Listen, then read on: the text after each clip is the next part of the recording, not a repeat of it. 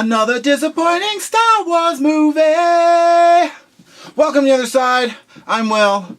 And gosh, I don't even know where to start. I just want to thank Kathleen Kennedy. I want to thank you, Kathleen Kennedy, for all that you've done. Because without you, I don't think I would have ever stopped my Star Wars obsession. Like, you have to realize that I buy so much Star Wars junk. It was ridiculous.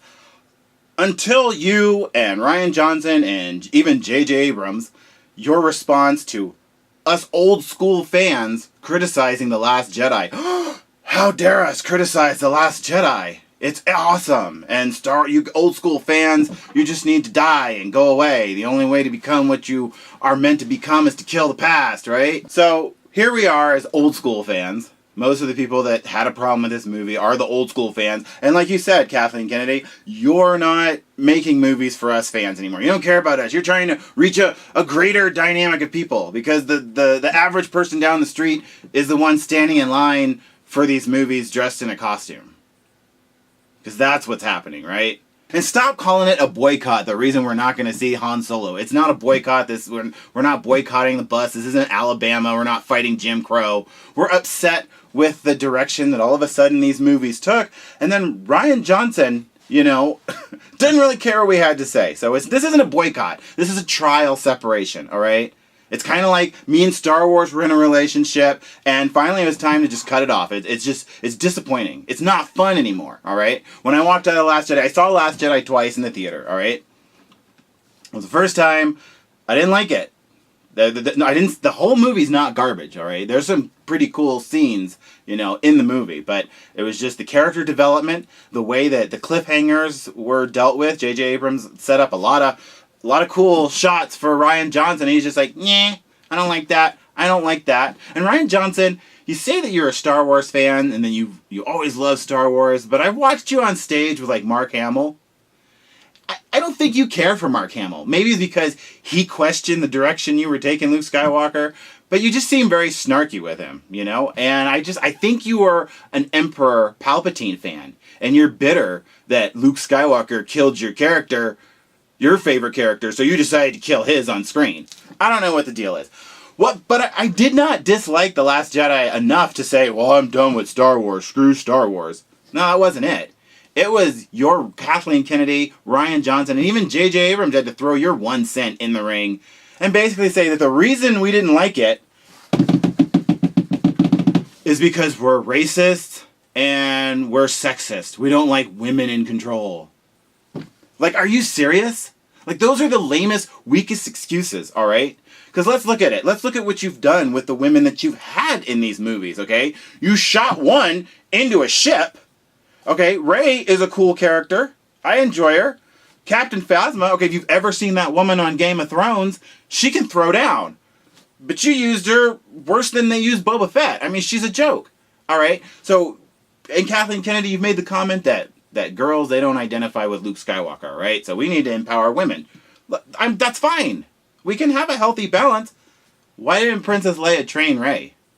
Why didn't anybody think to say, hey, Princess Leia's been doing something for 30 years. Let's have her train Rey before she sends her on a dangerous mission to go find her brother. But nope. Most we got was Mary Poppins Leia. That was her cool force power.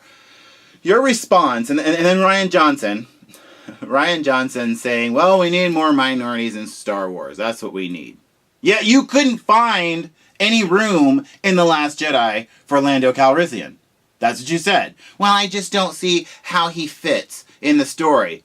And then you have a casino planet, and Lando Calrissian's known for being a gambler. You couldn't fit Lando in that scene at all. And I don't think Rian Johnson, I don't think you set out to make a horrible movie. I don't think that was your intentions. I mean, hell, I'm a huge Breaking Bad fan, all right? You did 3 episodes of Breaking Bad. I mean, no, I know one of them was that fly episode, which was kind of boring. But anyways, the other 2 you did weren't bad. So I don't think you set out Looper, I know you have it in you. But it just seemed like the whole movie you just wanted to tease us.